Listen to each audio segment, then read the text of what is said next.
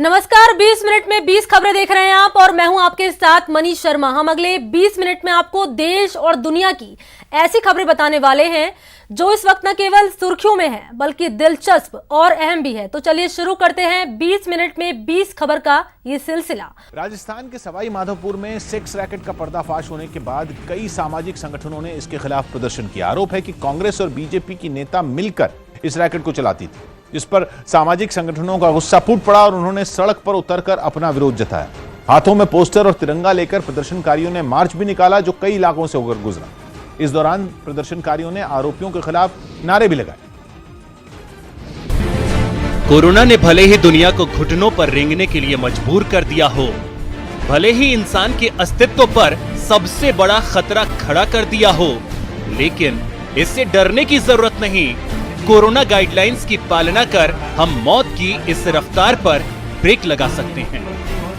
Doctors का कहना है अगर राजस्थान का हर आदमी 1 महीने तक मास्क लगा के रहेगा, अनुशासन का परिचय देगा।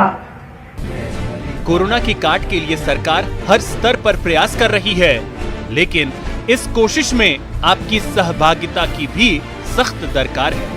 तभी जागरूकता अभियान के दौरान हेल्थ प्रोटोकॉल जैसे मास्क पहनना, उचित दूरी बनाए रखना और भीड़ भाड़ से दूर रहने के नियम के बारे में लोगों को गांधीवादी तरीके से बताया जाएगा। इम्यूनिटी स्ट्रांग होने का मतलब ये नहीं कि आप गाइडलाइन को ताक पर रखें। याद रहे, जब तक वैक्सीन नहीं बनती तब तक मास्क ही सबसे बड़ी वैक्सीन है। इसलिए गाइडलाइंस का पालन कर अपना और अपने अपनों का बचाव कीजिए। गांधी जयंती पर गहलोत सरकार ने जनता के सामने 21 महीने के कामकाज का रिपोर्ट कार्ड जारी किया। इस मौके पर पीसीसी चीफ डोटासरा ने जनता से किए गए वादों पर खरा उतरने का दावा किया और शासन को जनता के द्वार तक ले जाने का संकल्प भी लिया। हमारी जन घोषणा पत्र में 501 वादे हमने किए थे, जिसमें से अब तक जो रिपोर्ट हमने प्रस्तुत की है पार्टी की तरफ से, उसमें 252 वादे हमने पूर्ण किए हैं।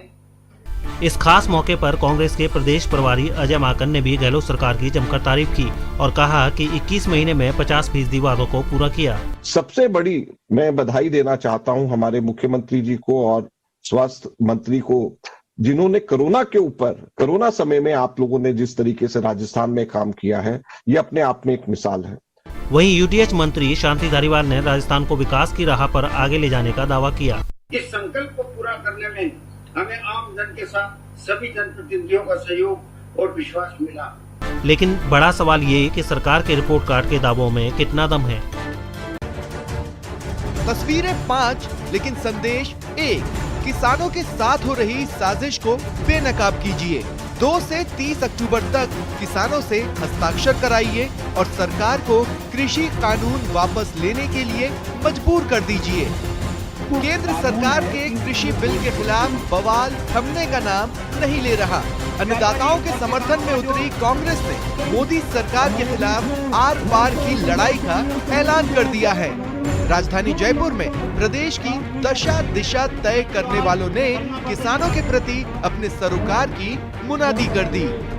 प्रदेश कांग्रेस अध्यक्ष गोविंद सिंह डोटासरा ने जहां हर कीमत पर किसानों के साथ खड़े रहने और कृषि बिल पर मोदी सरकार को झुकाने का संकल्प जाहिर किया, वहीं कृषि मंत्री लालचंद कटारिया ने बिल को किसानों, व्यापारियों पर, मजदूरों पर दोहरी मार करार दिया।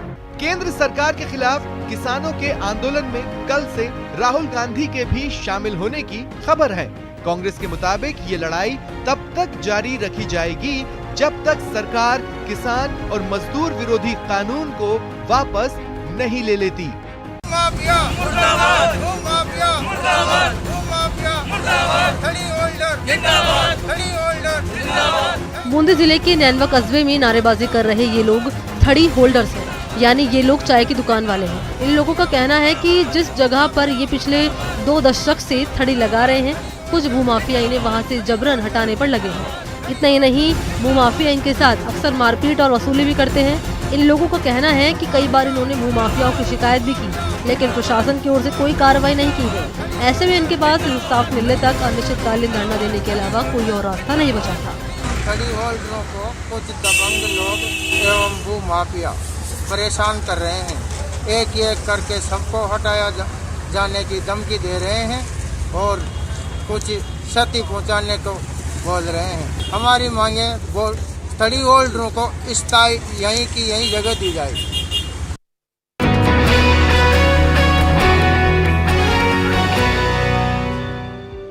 ये सबसे छोटा चरखा, इतना छोटा कि ये उंगलियों में समा जाता है, लेकिन महज 3.81 मिलीमीटर का ये चरखा सिर्फ शो पीस नहीं है, बल्कि इससे सूत की कताई भी होती है। इस नन्हे से चरखे को जयपुर के अग्रवाल फार्म में रहने वाले हुनरमंद गया प्रसाद अग्रवाल ने बनाया है और अपना नाम लिम्का बुक ऑफ रिकॉर्ड्स में दर्ज करवाया है। लेकिन गया प्रसाद का इसे बनाने का मकसद सिर्फ रिकॉर्ड बनाना भर नहीं था, बल्कि युवाओं को इस चरखे से बापू के आत्मनिर्भरता का बड़ा संदेश देना है। कई छोटी चीजों का वर्किंग मॉडल बनाकर रिकॉर्ड बनाने वाले गया प्रसाद ने गांधी जी के प्रिय भजन को पंगत के धागे पर भी लिखा है।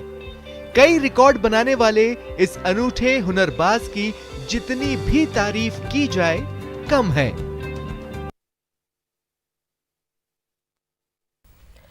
तो 20 मिनट में 20 खबर में राजस्थान की खबरों के बाद अब बात करते हैं देश भर की कुछ अहम खबरों की।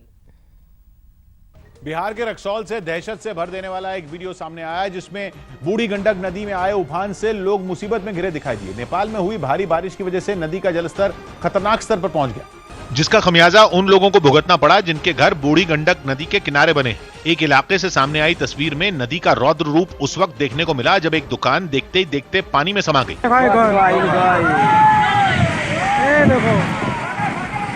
इस तस्वीर ने वहां मौजूद लोगों को डरने पर मजबूर कर दिया, क्योंकि उफान का असर सभी के मकानों पर पड़ा है। नदी के किनारे लोग जहां कटान से परेशान हुए, तो कई इलाकों में बाढ़ की समस्या ने उन्हें मुश्किल में डाल दिया। गांव के गांव पानी में डूबे हुए नजर आए। बाढ़ में घिरने की वजह से लोग अपने घरों में ही कैद हो गए। सड़कों का तो कहीं अता पता ही नहीं था। घर में पानी ढुकिए गल बा, आवे जाए में दिक्कत बा बहुत ज्यादा। ओकरा बाद में हमने कोनो चीज तो मिलल नहीं। ऐसी ही तस्वीरें कई इलाकों में देखने को मिली। नेपाल में भारी बारिश की वजह से हर साल बिहार के इन इलाकों में लोगों को बाढ़ का सामना करना पड़ता है। लोगों का आरोप है कि उनकी परेशानी उस वक्त और बढ़ जाती है जब प्राकृतिक आपदा के साथ प्रशासन से भी उन्हें कोई मदद नहीं मिलती। कोरोना संकट के बीच दिल्ली में नियमों के साथ रामलीला की रिहर्सल शुरू हो गई। हालांकि कोरोना की वजह से इस बार रामलीला का आयोजन होगा या नहीं, इस पर तस्वीर अभी तक साफ नहीं हुई है। लेकिन कुछ संगठनों ने सुरक्षा उपायों के साथ इसकी रिहर्सल शुरू भी कर दी। दिल्ली के लाल किले पर होने वाली लव कुश रामलीला की भी तैयारी जोर शोर से चल रही है। हालांकि इस बार रिहर्सल की अलग तस्वीर देखने को मिली, क्योंकि कोरोना की वजह से सभी कलाकार मास्क में दिखाई दिए। कलाकारों ने एक दूसरे से दूरी बनाए रखने के नियम का भी ख्याल रखा। यही नहीं, किसी भी अस्त्र शस्त्र को छूने से पहले वो अपने हाथों को सैनिटाइज करना भी नहीं भूले। जो गदा उन्होंने लिया है या जो धनुष है उसको भी सैनिटाइज करके इस्तेमाल किया जा रहा है। इसके साथ ही कलाकारों ने उम्मीद जताई कि इस महामारी के बावजूद रामलीला के आयोजन को सरकार से मंजूरी मिल जाएगी।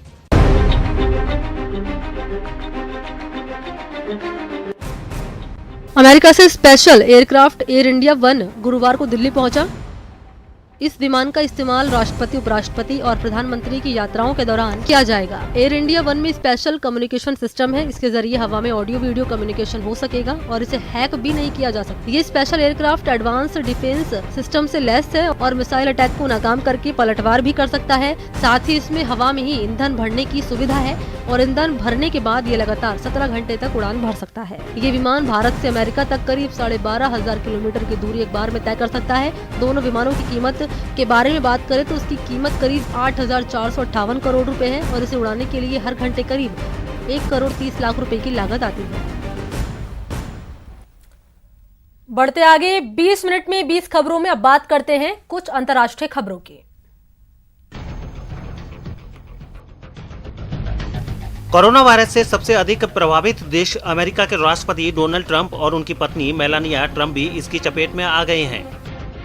शुक्रवार सुबह डोनाल्ड ट्रंप ने ट्वीट कर खुद इसकी जानकारी दी और लिखा कि वो और उनकी पत्नी मेलानिया कोरोना वायरस पॉजिटिव पाए गए हैं और टेस्ट रिजल्ट आने के बाद दोनों को ही क्वारंटीन किया गया है। आपको बता दें कि व्हाइट हाउस में डोनाल्ड ट्रंप की निजी सलाहकार होप हिक्स भी कोरोना की चपेट में आई थी। इसी के बाद डोनाल्ड ट्रंप ने ट्वीट कर लिखा था कि होप हिक्स के कोरोना की चपेट में आने के बाद अब उन्होंने और मेलेनिया ने भी टेस्ट करवाया है। गौरतलब है कि डोनाल्ड ट्रंप की सरकार ने जिस तरह से कोरोना वायरस को हैंडल किया है उसकी अमेरिका में काफी आलोचना की जा रही है। खुद डोनाल्ड ट्रंप ने लंबे वक्त तक मास्क नहीं पहना था, जिसकी काफी आलोचना हुई थी। दुनिया भर में आतंकवाद फैलाने के लिए बदनाम पाकिस्तान अब आर्मेनिया और अजरबैजान के बीच जारी जंग में भी कूद पड़ा है। आर्मेनिया और अजरबैजान एक विवादित इलाके पर कब्जे के लिए जंग लड़ रहे हैं, लेकिन दो देशों की इस लड़ाई में अब पाकिस्तान भी शामिल हो गया है। पाकिस्तान की तरफ से विवादित नागोर्नो कराबाख इलाके में सैकड़ों लड़ाकों को भेजे जाने के सबूत मिले हैं, जो कि मुस्लिम आबादी वाले अजरबैजान की तरफ से आर्मेनिया के खिलाफ मैदान में है। पाकिस्तान का खासम खास तुर्की पहले से ही इस जंग में अजरबैजान के साथ है। बताया गया कि अजरबैजान तुर्की से मिले ड्रोन और लड़ाकू विमानों के जरिए ही आर्मेनिया पर ताबड़तोड़ हवाई हमले कर रहा है। यही नहीं, ये दोनों देश जमीन पर भी अजरबैजान की पूरी मदद कर रहे हैं ताकि वो ईसाई बहुल आबादी वाले आर्मेनिया को मात देकर विवादित इलाके पर कब्जा जमा सके। यानी तुर्की और पाकिस्तान ने नागोर्नो कराबाख पर कब्जे की लड़ाई को अपने स्वार्थ के लिए धर्म से जोड़ दिया, लेकिन उनकी इस करतूत ने इस पूरे इलाके को एक बड़े युद्ध की तरफ धकेल दिया है। ब्रिटेन की सीक्रेट सर्विस एजेंसी MI6 के चीफ सर एलेक्स यंगर ने चीन को दुनिया के लिए बड़ा खतरा बताया। MI6 के चीफ के तौर पर एलेक्स यंगर का कार्यकाल खत्म हो रहा है, लेकिन उससे पहले दिए गए एक इंटरव्यू में सर एलेक्स यंगर ने चीन के खतरे से दुनिया को आगाह किया। यंगर के मुताबिक चीन से जुड़े अमेरिका के सारे अनुमान गलत साबित हुए, क्योंकि अमेरिका मानता रहा कि आर्थिक मजबूती और सैन्य ताकत चीन को ज्यादा जिम्मेदार बनाएगी, लेकिन ताकत बढ़ने के साथ चीन की भूख भी इस कदर बढ़ी कि वो पूरी दुनिया के लिए एक बड़ा खतरा बन गया। एलेक्स का यह भी मानना है कि जिस तरह से चीन ने सेना की ताकत बढ़ाने के लिए पिछले एक दशक में खर्च किया है, वो अनुमानों से भी परे है। इतना ही नहीं, उन्होंने ये भी साफ कहा कि अमेरिका और चीन के बीच टकराव खतरनाक हो सकता है। कारोबार, कोरोना वायरस और फिर दक्षिण चीन सागर के मुद्दों पर चीन से अमेरिका की तनातनी बेहद गंभीर सूरत ले चुकी है। इसलिए घटनाक्रम से जुड़े लोग अब दुनिया को आगाह करने लगे हैं कि अगर हालात में सुधार न हुआ तो जंग की नौबत आ सकती है। चीन ने अमेरिका को एक बार फिर जंग की गीदड़ भभकी दी और यह कहा कि चीन की सीमाओं के करीब जो भी दिखा उसे खत्म कर दिया जाएगा। और ये बात चीन ने तब कही जब अमेरिका ने अपने ड्रोन MQ-9 रीपर को दक्षिण चीन सागर में तैनात किया। अमेरिकी ड्रोन की तैनाती से चीन इस कदर तिलमिला गया कि उसने जंग की खुली चेतावनी दे दी। ये तक कह दिया कि चीन की तरफ आने वाला विमान कोई भी हो, उसके टुकड़े टुकड़े समुद्र में डाल दिए जाएंगे। चीन ने साफ कहा कि इस तरह के ड्रोन केवल कमजोर मुल्कों को डराने के लिए हो सकते हैं, जबकि चीन के पास इससे ज्यादा ताकतवर और आधुनिक हथियार मौजूद हैं। दक्षिण चीन सागर में चीन की दादागिरी को रोकने के लिए अमेरिका ने अपनी नौसेना की तैनाती की है। कैलिफोर्निया के जंगल करीब 1 महीने से जल रहे हैं, लेकिन आग पर काबू पाने की तमाम कोशिशों के नाकाम होने के बाद वहां सेना को उतार दिया गया। सामने आए एक वीडियो में सेना के जवान ब्लैक हॉक हेलीकॉप्टर की मदद से आग पर पानी गिराते नजर आए। सेना के इन जवानों को खास इस अभियान के लिए वहां भेजा गया था। इसके लिए उन्होंने लड़ाकू मिशन में इस्तेमाल होने वाले ब्लैक हॉक हेलीकॉप्टर में जरूरी बदलाव किए और फिर उसके साथ आग बुझाने का अभियान शुरू किया। बताया गया कि वहां ऐसे कई हेलीकॉप्टर तैनात किए गए हैं जो दूर दराज के इलाकों में लगी आग को बुझाने में जुटे हैं। करीब 1 महीने से लगी ये आग कैलिफोर्निया के तकरीबन 4,500 स्क्वायर किलोमीटर के इलाके को जलाकर राख कर चुकी है। जंगल ही नहीं, कई रिहायशी इलाके भी इस आग की चपेट में आकर तबाह हो चुके हैं, जबकि कई लोगों को अपनी जान भी गंवानी पड़ी है। यूक्रेन के लुहांस्क के जंगलों में लगी आग की चपेट में आकर 4 लोगों की मौत हो गई। यह आग कैसे लगी इसका पता नहीं चल पाया, लेकिन सिर्फ 24 घंटों में यह आग जंगल के एक बड़े इलाके में फैल गई। लुहांस्क के जंगलों में लगी यह आग इतनी भीषण थी कि हर तरफ से शोले उठते नजर आए। बेहद तेजी से फैली इस आग ने जंगल ही नहीं, कई रिहायशी इलाकों को भी अपनी चपेट में लेना शुरू कर दिया। कई मकान भी लपटों में घिरे नजर आए, जिसके बाद वहां पहुंची फायर ब्रिगेड और बचाव दल के लोगों ने आग में फंसे लोगों को बाहर निकाला और सुरक्षित जगहों की तरफ रवाना कर दिया। Сейчас идет эвакуация с Муратова। आग पर काबू पाने में जुटे फायर ब्रिगेड के लोग लपटों के बीच खड़े होकर पानी की बौछार करते दिखे, लेकिन आग बुझने का नाम ही नहीं ले रही थी। कई घंटों के बाद मकानों में लगी आग को बुझा लिया गया, लेकिन आग ने उन्हें पूरी तरह तबाह कर दिया। एक दिन पहले लगी ये आग जंगलों और रिहायशी इलाकों में इतनी तेजी से फैल गई कि इसने वहां के लोगों को संभलने का मौका तक नहीं दिया। हालांकि लोगों को बचाने के लिए तुरंत रेस्क्यू ऑपरेशन शुरू कर दिया गया, लेकिन तब तक आग काफी भीषण हो चुकी थी। इस आग में झुलसकर 4 लोगों की मौत हो गई, जबकि 12 लोग घायल हो गए। जर्मनी के फ्रैंकफर्ट से दिल की धड़कनें बढ़ा देने वाला एक वीडियो सामने आया, जिसमें फ्रांस के स्पाइडरमैन के नाम से मशहूर एक स्टंटमैन ने 545 फीट ऊंची एक बिल्डिंग पर चढ़ाई कर डाली। लेकिन ये कारनामा उसे महंगा भी पड़ गया। स्टंटमैन पर आपराधिक केस दर्ज हो गया और जुर्माना भी ठोक दिया गया, क्योंकि दावा है कि स्टंट के दौरान नियमों का उल्लंघन हुआ। और तो और इसके लिए बिल्डिंग के मालिक से इजाजत तक नहीं ली गई। सामने आई तस्वीरों में एलन रॉबर्ट नाम का ये स्टंटमैन सिल्वर सूट और हील वाले बूट पहनकर किसी मकड़ी की तरह बहुमंजिला इमारत पर चढ़ता नजर आया। वो ऐसे सज धज कर पहुंचा जैसे किसी पार्टी में जाने वाला हो। और सिर्फ इतना ही नहीं, ऐसे खतरनाक करतब को करने के लिए उसने किसी चीज की मदद भी नहीं ली। सुरक्षा के लिए उसने खुद को रस्सी से भी नहीं बांधा। वो बेखौफ आदमी अपनी शानदार पकड़ के साथ बिना रुके लगातार कदम बढ़ाता रहा। इतनी बड़ी इमारत के आगे वो किसी चींटी जैसा नजर आया। जैसे जैसे वो ऊपर चढ़ता गया, नीचे लोगों की धड़कनें बढ़ने लगी। कुछ तो उस कारनामे को अपने फोन में रिकॉर्ड करते दिखे। ऐसा जोखिम भरा स्टंट करते वक्त एक बार भी उस आदमी के चेहरे पर शिकन नहीं दिखी। वो पूरे जोश के साथ बिल्डिंग पर चढ़ता गया और आखिरकार कामयाब रहा।